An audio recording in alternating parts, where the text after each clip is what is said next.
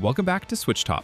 Today we're counting down 10 strategy games you absolutely need to play on Nintendo Switch, from indie gems to all-time classics. Let's get into it. Wargroove is one of those games that proves you don't need a massive budget to make something really special. Developed by Chucklefish, it's a turn-based tactics game clearly inspired by classic Advance Wars, but it built its own identity pretty confidently. You take control of an army led by a commander, a powerful unit that fights alongside your troops and wage war across grid-based maps. The story follows Mercia, a young and inexperienced queen whose kingdom gets torn apart by dark, supernatural forces. She's thrown into war before she's ready, and the campaign takes you through the perspectives of 4 different factions, each with their own motivations. The combat runs on a rock-paper-scissors system. Cavalry stomps swordsmen, but crumbles against spearmen, and so on. And every commander has a unique groove ability that charges up during battle and can completely flip a match when activated.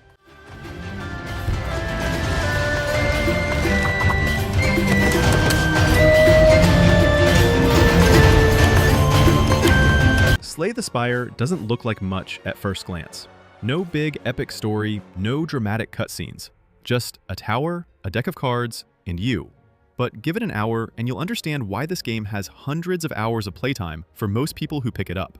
The concept is simple. You climb a procedurally generated tower, floor by floor, battling enemies using cards from a deck you build as you go. Every run is different. You pick one of 4 characters, each with a completely different card pool and playstyle, and start climbing. After each fight, you choose one of 3 cards to add to your deck. And along the way, you collect relics, powerful items that create wild synergies and completely change how you approach combat. The real meat of the game is figuring out a build, what cards work together, which relics amplify them, and how to build a strategy that can carry you to the final boss.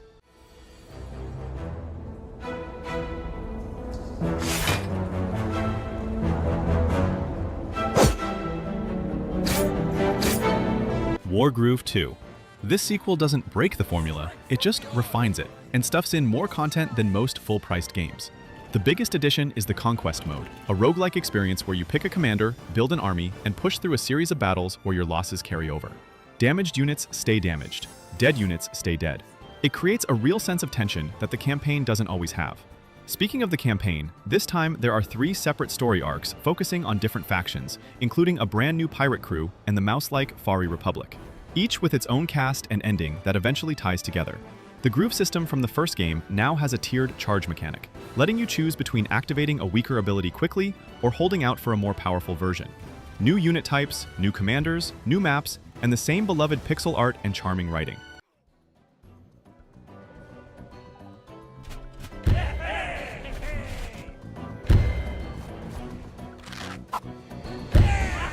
Tactics Ogre Reborn. This is a game that basically laid the groundwork for everything from Final Fantasy Tactics to Fire Emblem as we know it. The story puts you in the shoes of Denim, a young warrior fighting against a totalitarian regime that's been crushing his people. What makes it stand out is that the story branches based on decisions you make at key moments, and those choices have real weight. Important characters die, allies abandon you, factions shift. If you want to see how the other path played out, there's a Chariot Tarot system that lets you rewind time up to 50 turns back, including jumping back to major story branch points. Combat is an isometric tactics setup where classes, weapons, positioning, and even cards that randomly spawn on the battlefield all matter. The card system is genuinely interesting. Stat buffs and debuffs appear mid-fight, and both you and the enemy can grab them, turning movement into a mini-game of priority.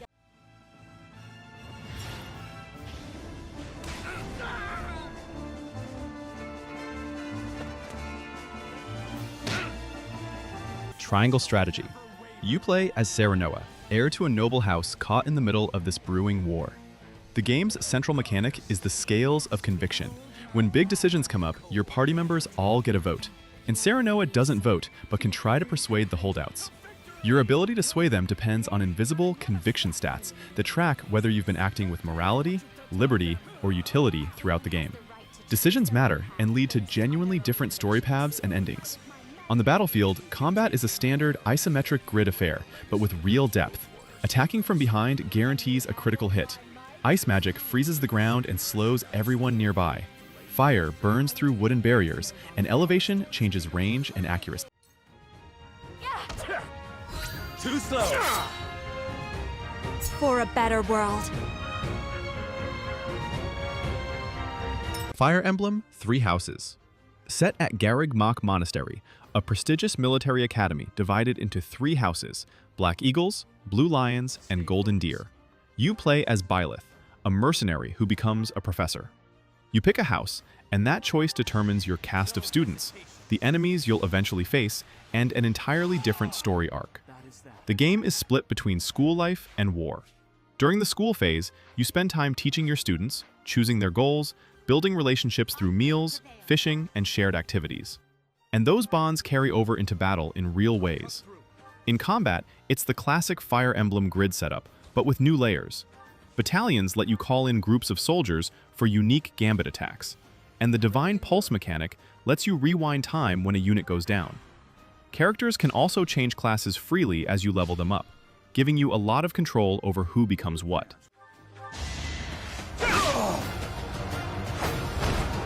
Is that all? Advance Wars 1+2 Reboot Camp. The story in both games is kept light. You play as commanders for the Orange Star Nation fighting off invaders, with a later twist revealing a grander threat. But the COS are charismatic enough to keep you invested. The real draw here is the gameplay. You command various military units: infantry, tanks, artillery, bombers, battleships, each with very specific strengths and weaknesses. Infantry can capture cities and generate income, but they're fragile. Tanks hit hard, but can't deal with helicopters. Forests give cover, roads let vehicles move faster, reefs protect naval units.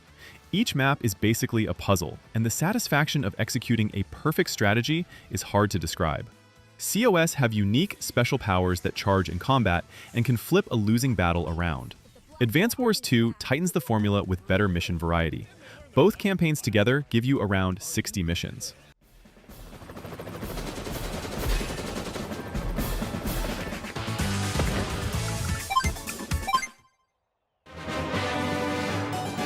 Unicorn Overlord. You play as Elaine, a prince whose kingdom was overthrown by the Zenoiran Empire and its emperor, Galerius. Over the course of the game, you rebuild a liberation army by traveling across a massive open-world map, liberating towns, recruiting allies, and taking on the Empire one region at a time. Combat works by organizing your units into squads, setting their AI tactics and formation before a battle, and then watching them fight automatically in real time, while you manage positioning, valor points, and reinforcements on the fly. It's not as hands-off as it sounds. Squad composition, class matchups, tactical order priority, and formation placement all matter enormously on higher difficulties. There are over 60 recruitable characters, each with rapport conversations and personality. The art is absolutely stunning, classic Vanillaware hand-painted style, and the music is incredible. Brace yourself! Does this suit you? Witness the SteamWorld Heist Ultimate Edition.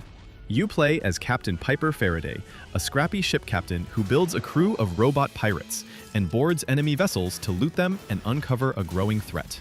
The hook that makes this game feel unlike anything else in the genre is the manual aiming. When you shoot, you physically aim the shot yourself. You can ricochet bullets off walls to hit enemies behind cover. You can knock hats off their heads, which then become equipable loot. There's no percentage chance to hit. You either land the shot or you don't. That single design choice turns every combat encounter into a test of both positioning and hand-eye coordination. Between missions, you manage your crew, upgrade gear, equip weapons, and recruit new members. Each crew member levels up, learns unique skills, and brings a different role to the squad. Levels are procedurally generated each time you replay them.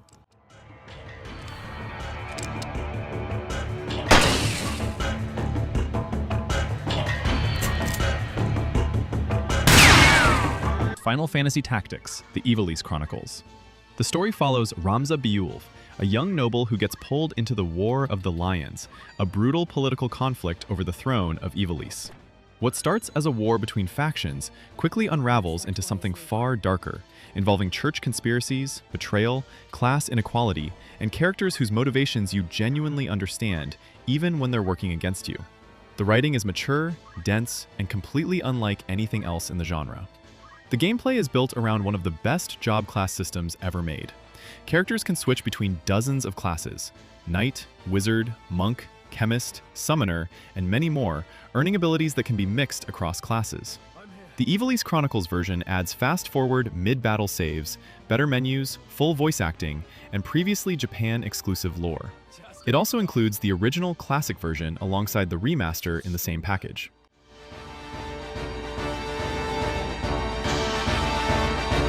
Neither. 10 strategy games that prove the Nintendo Switch is one of the best platforms for this genre.